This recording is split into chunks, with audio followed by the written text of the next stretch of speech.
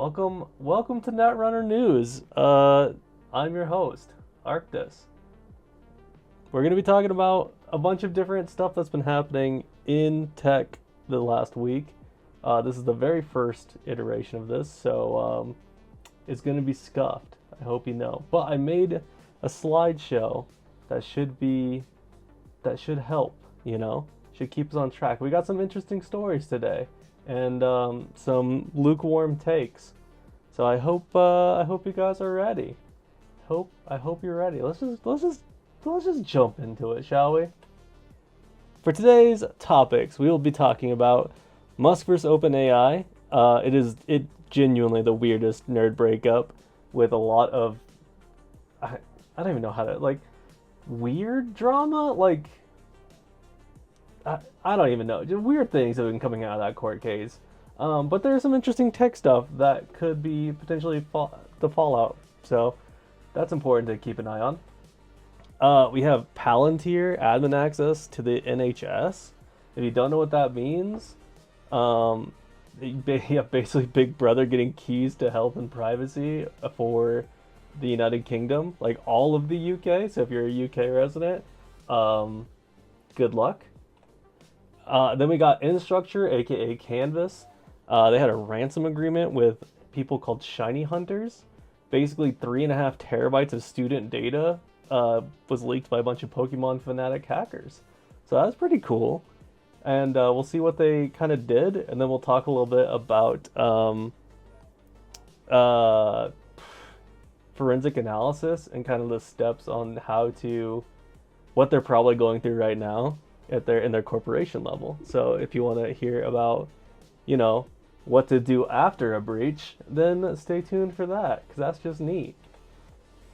Then we got Japan's Lunar Ring project. This is a crazy futuristic sci-fi thing going on, where Japan's trying to build an 11,000 kilometer space station around the moon, with the plans to beam energy back to Earth, which is genuinely, they're genuinely trying to build the moon base from the new Star Wars, or a little Death Star, except instead of destroying planets, it's going to be sending energy.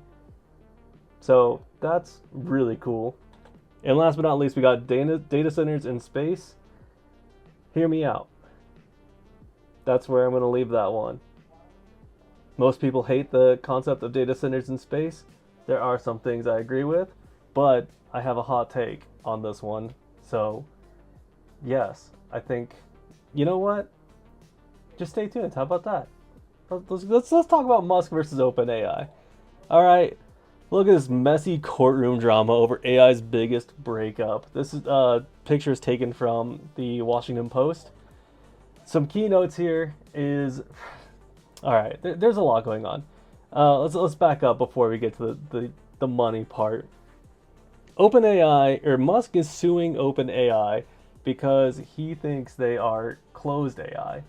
He's trying to basically say hey, none of this is open source.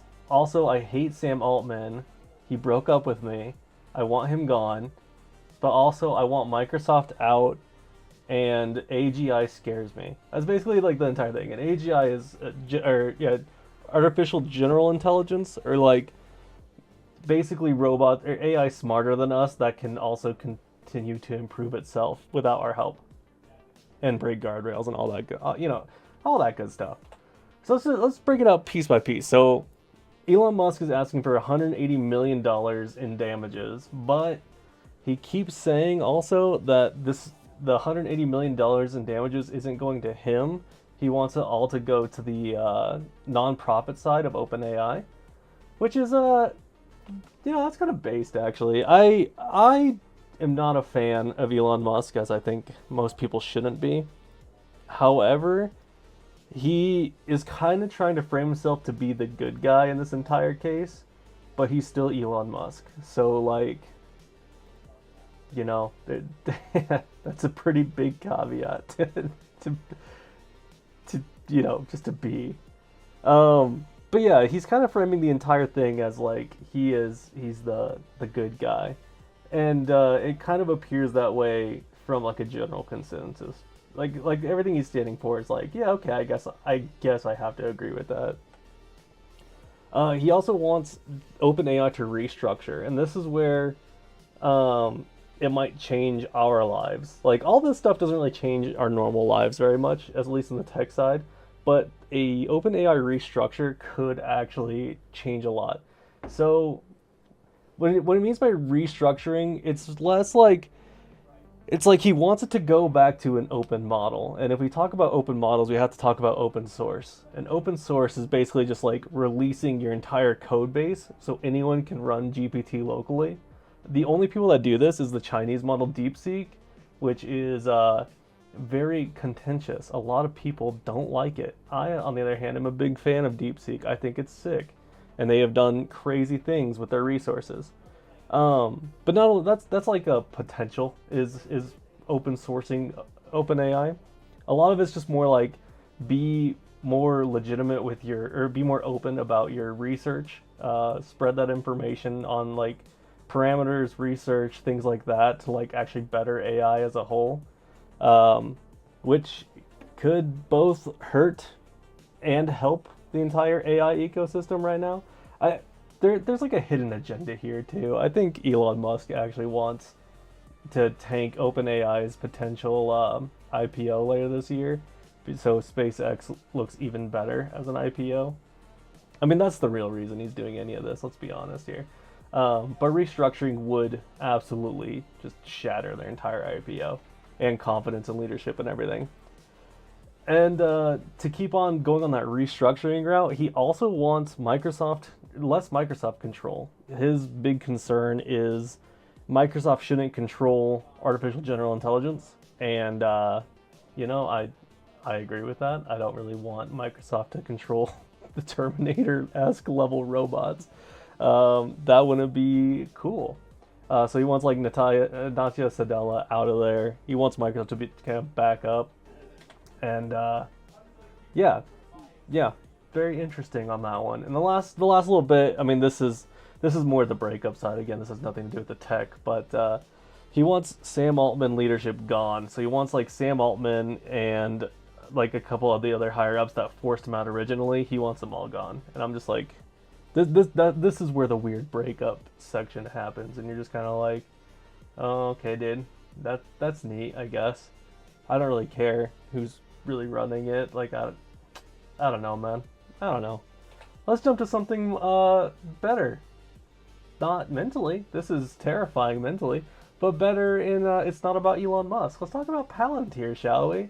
Big Daddy Palantir. Let me move my. There you go, Palantir. They have been given administrator rights to the NHS, which is the United Kingdom's National Health Services.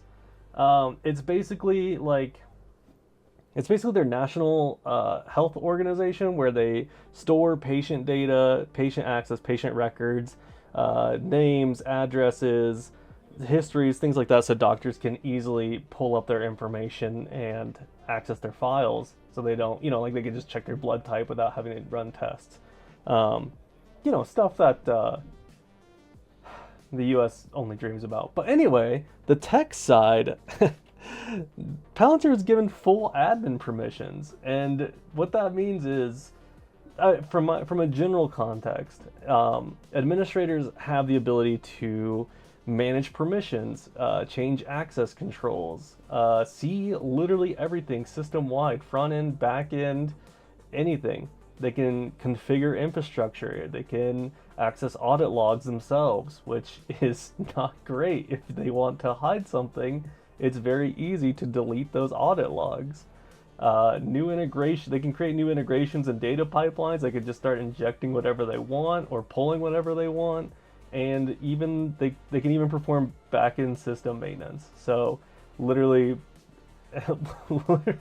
full access.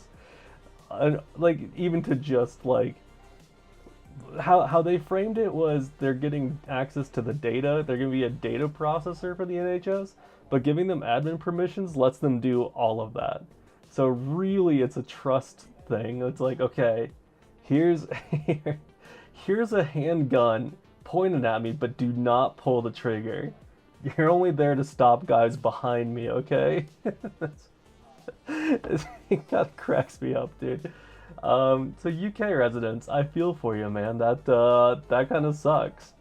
We're gonna skip the UK NHS because I kind of described that already. But NHS data itself, I mean, that could mean a lot of things. Like it could be patient identifiers. That's gonna be the primary data collection they're working with. So things like appointment records, admissions, treatment history, and optional healthcare data, or operational healthcare data. Some things that could also include, just because of the premise of full administrator, you're potentially keeping addresses, date of birth, referral information. Um, it's just not great. So let's hope this doesn't become a trend, shall we? That would be fan freaking tastic. All right, let's jump up to the funny story now. In hacker news, Instructure, aka Canvas, reaches a ransom agreement with ShinyHunters to stop 3.65 terabytes of Canvas leaked data. What this means and why you should care. If you're a student, I'm sorry. Canvas is one of the primary softwares used across over 8,000 institutions, has 30 plus million active users, all the way through universities to K through 12 schools to online learning, and all, like, not all of their data, but 3.5 terabytes of that information was just stolen. The the parent company Canvas is used everywhere. It's mostly in North America, but I think it's also used in some EU countries as well. Now, talking about the actual data leak, Instructure hasn't said what was taken, but it was a ransomware attack, meaning it was taken and they were locked out. So they're probably still trying to figure out what data was taken, if we're being honest. And 3.65 terabytes is an absurd quantity. Like, you may not you may look at your computer hard drive now and be like, I got 2 to 4 terabytes. Like, that's one hard drive. That's no big deal. These operational databases, usually for companies, are like corporate enterprise databases, and information like that is millions of lines of tables, of cells, of spreadsheets. Think of a general spread. The notes I'm looking at right now is 5 pages, and it's 16 kilobytes. So, like, take that into account. For 3.65 terabytes of those, you're looking at tens of millions of standard size PDFs, or even hundreds of millions of basic emails and messages that could comprise 3.65 terabytes. In this case specifically, you're looking at potentially decades of school records for all students. General compromises like these are generally more than just databases, though. Hopefully we're looking at like backups, exported CSVs, app server configs, attachments, logs, uploads, message archives, config files, and databases are also included in that. But it could mean a lot, it could mean not much. It's pretty vague just saying 3.65 terabytes. So it could be terrible.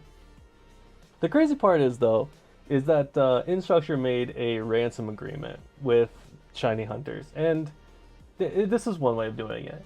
So if they made a ransom agreement, I have to assume their disaster recovery is terrible, it just doesn't work, or their backups were also removed in the ransomware attack. In that case, mega screwed. It's interesting to see companies pay or make ransom agreements, especially with this much data too, because the ransom agreement just says, hey, you're gonna return our data, and then ShinyHunters is like, yeah, pay us this amount of money, and they'll go, okay, as long as you promise to pay us the money. And they're cyber criminals. You could send them the money and they're like, cool, thanks, and then they can just disappear. So they really have no power in the entire context of things. And they're just kind of sitting there, like, praying that ShinyHunters gives the data back. And that doesn't include, like, the ShinyHunters themselves could have cloned the data. They could just not give it all back. They could give most of it back. They could just keep the ransomware up and disappear. Like, it's very interesting. But as far as we know, Instructure has reached an agreement with them. So hopefully it pays through. I mean, ShinyHunters could also have just like leaked the data themselves slowly on the dark net. There's a lot of data brokers and stuff that you can buy for this kind of information, especially student information, because that's a massive demographic. They didn't have to do anything illegal about it either. They could literally just turn around and sell it like to big companies like Facebook and shit. They'll buy that stuff up, no problem. If they can target teenagers with user data, hell yeah. Last but not least, we have the forensic analysis piece of it. What Instructure is currently doing right now. Forensic analysis, for those not in the know, is a fancy way of saying a bunch of nerds are looking at logs to determine what happened. Basically, at this point, because there was a breach, it means they got in somehow. So first they have to identify how they got in the first place. My best guess is it's most likely a person, a phishing email, or social engineering. People are the easiest thing to hack, and it works way too often. Someone clicked a bad link, put in their credentials, and they just got in from that way. If it was something more serious than that, then Instructure has a serious problem. Like if they just have like a local web app in a DMZ, which basically means it's broadcasted to the entire internet, then oof. And so basically what Instructure has to do now is they have to define or figure out what actually happened and then remediate from there. So if it was a person, which I'm thinking it probably was, it's more training, adjusting their email filtering and scanning policies, and pray to God it doesn't happen again, pretty much, which is the sad part. If it was an infrastructure problem, it'd probably be better for them because those are much easier to fix. In the cybersecurity business, we have penetration testers. You pay people to literally hack you, and they just sit there and hack you for like, 2 to 4 weeks, and then just give you reports on, hey, yeah, this is fucked, fix this, I got in using this, here's my analysis, here's how you stop it, you should adjust this, which is much easier. And then they can just patch the holes, like harden their firewalls, with something like 3.65 terabytes. I mean, it could have even been like some sort of bad SMB configuration on their file shares, but that's getting too technical. But yeah, we'll see how this pans out. We'll see if Instructure gets their data back or not. Let's jump to sci-fi shit. So Japan is planning a 11,000 kilometer solar ring around the moon. This picture's from the Economic Times. It's AI generated, like, asteroid thing. I don't think it'd look like that because it looks like a lot more than 11,000 kilometers. But it's a very interesting concept. So the idea itself is called the Lunar Ring Project. It's a massive orbital ring around the moon that's planned is to use solar energy and beam that shit back to Earth for consumption. Basically, how that would work is it just sits there in orbit with a massive array of solar panels, and because the atmosphere of, or there is no atmosphere of the moon, and well, I think there is actually. I don't know, I'm not a physicist. But because of there's not as much stuff in the way, so solar power is actually a lot more efficient on the moon. And then the idea itself is, yeah, literally just sending a laser beam back to Earth to just like generate power. How they're most likely going to do that, honestly, is probably just like spin a turbine. I mean, that's how all of our power works. I don't know if you're very well versed in power generation methods, but nuclear energy, it gets really hot and it spins a turbine. Coal gets really hot and spins a turbine. Geothermal energy, turbine. Dams, turbine. Windmills, obviously, big turbine. You get the picture. That's probably going to be the easiest part, is actually harnessing the energy. The hardest part, they're going to have 3 massive issues. And the first, I think, is going to be actual, like, sheer size and quantity. Sending the materials to the moon, that's going to suck complete ass. 11,000 kilometers of... I got jump scared by Python.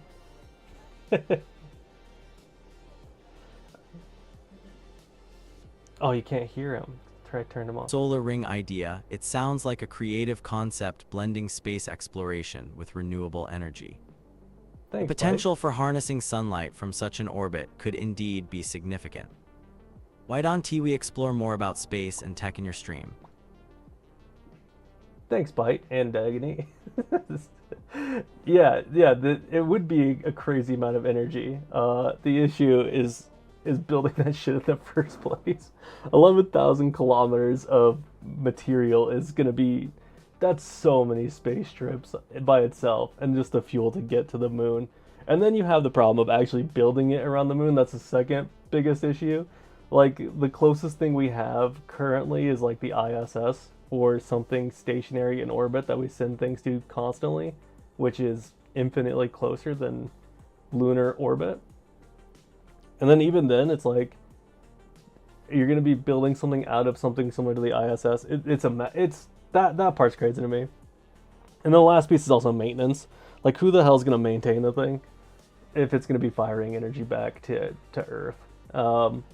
Like, there's a lot of background radiation. There's micro asteroids and particles and around the moon, and just everything with a gravitational mass. Things are gonna get broken. It's gonna be crazy, but very, very cool idea all around. I'm excited to hear more about it in the next like 200 years. Our last story for the day, and this is my big hear me out, okay? Hear me out. Data centers in space. Okay, I'm sure you guys have heard this. I'm sure you already are saying, this is the dumbest thing ever. Have you seen how big data centers are? There's so much controversy about data centers as a whole. But basically the idea is for data centers, primarily for AI usage, is to be put in space to reduce the footprint on Earth, take advantage of natural climate and availability of low Earth orbit. Like, there's just so much room, there's no restrictions, skipping all the headache that comes with land rights, permitting, and then also people that claim, like the same people that claim 5G gave them autism, you don't have to deal with that shit in space. This idea itself has gotten so much hate, and I understand 100% where they're coming from, but I don't think most people know what a data center is or does or how it works. They just hear the headlines and are like, I hate it. Also, they see AI and they go, I hate it, which is understandable, totally fair. I mean, have you seen this guy's face? Look at that smug asshole. Yeah, 100%. But there is some credence here, and we'll get back to that. Let's jump into the actual drawbacks first, because this is what everyone talks to. There's like three really big points that everyone talks to. The first is heat. Heat itself, it's a simple principle. Things get hot. It requires electricity. The electricity heats up the chip when it's doing processing, and then it dissipates through like fans. In a normal scenario, like your computer uses fans and a heat sink. In a server, it's actually the exact same. There's heat sinks on top of the dual CPUs, and then there's like 4 to 8 fans just ripping air out, constantly creating pressure. However, when you're in frickin' space, there's no goddamn air. You can't cycle that shit. It's just there, which means you rely on the worst method of heat transference, which is radiation. And yes, space is cold. However, space being cold doesn't mean it detracts from the original heat being emitted by the CPUs and GPUs that would be in space. So they would burn themselves out before they lost the actual heat.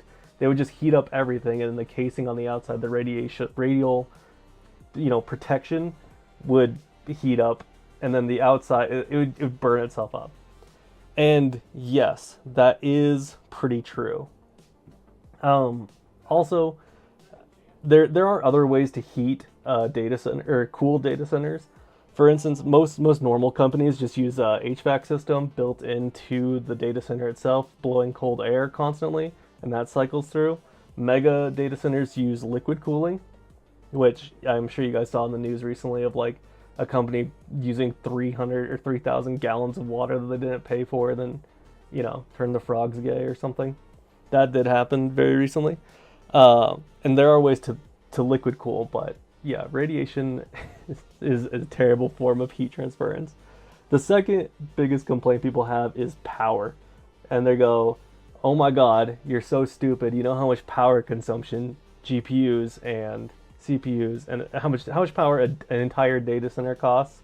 You're going to need like 8 billion miles of solar panels. You would need, yeah, like basically more solar panels than the entire ISS has just to barely power it for half a second. You go, yeah, man, you would need that much power, and they're 100% right. If you put a data center in space, it would require insane amounts of power. That's true. As we talked about with the lunar ring, though, solar power is actually way more efficient in space than it is on Earth because it doesn't get scattered through the atmosphere. But we'll get to that in a second. The next biggest issue is maintenance, replacing things. And this also makes a lot of sense. Hardware fails. It's not the most reliable. Usually, like even in data centers I've managed, yes, I've had to go in and literally swap hard drives out, or I guess flash, whatever. Both technically. But you had to go walk in, unplug the hard drive, ship it out, get a new one, plug it back in. Or a fan would die and they're modular, so you pull one out and install a new one. Or an SFP would die and it would be a fucking nightmare because half your production just died and you don't know why. Everything looks fine. You know, things like that. That does happen. 100% that happens. But, let's talk about the potential. Here is my hot takes. Are you guys ready? My take on data centers. I think they're a fantastic idea in space. Here's the caveat. Not the entire fucking building, obviously.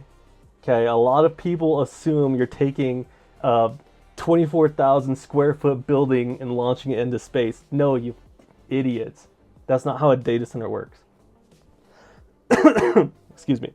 Data centers are modular. Internally, they're individual racks set up and they do different things. So, for instance, one of the data centers I work at, we had about 14 different racks, each with their own sort of ecosystems going on. And yeah, they do tie back to each other, mostly for networking and things like that. But here's the crazy thing. We're taking those 14 racks and we have a current plan to move them into only 6. We can combine and utilize and create better airflow and actually like better routing of all of our cabling. So my proposal is obviously don't send an entire building into space. You send individual racks. And one rack is like the size of like, well, like they can vary, but about the size of a okay sized satellite. I'd say like 10 feet tall by like 4 feet wide, roughly, like a rectangle, like 4 feet all around, and then like 10 feet wide would be like maybe 3 feet. I don't know off the top of my head, but anyway, you take individual racks, right? You send those fuckers into space. The amount of energy is way less. The amount of heat generation you're doing is way less. And what you would do is you would pair them in a series so they can communicate to each other. But you already have technology where satellites can communicate with each other and back to Earth very easily. It's basically like creating a cloud infrastructure just in space. So it's a bunch of micro data centers basically. And then we have so much space in space, as dumb as that sounds. But you could send so many up there, like literally thousands, and you would have no issues whatsoever. You wouldn't even see them in the night sky. And yeah, that's my idea. To cover the other 2 issues, the first one is cooling, right? Like, how do you cool it if radiation's the only method available? I don't know, man. Like we've come up with some really crazy radiators and things in the past. I feel like we could probably create some sort of liquid cool system that moves the water back to a cooler part of the satellite and then repumps that back in using the natural coolness of space to cool the water down enough. And then for the other side, that's not my specialty. I don't know much about hydrodynamics, I'll be honest with you. But that's for those engineers that get paid way more than I do to figure out. My last thing is replaceability, like actual maintenance on it. I'll let you guys in on a neat little secret of the industry. One, satellites themselves are built for planned obsolescence. They usually have a lifespan of 5 to 10 years. What also works with that planned obsolescence, you say? Or what, like, cool, 5 years, that's crazy.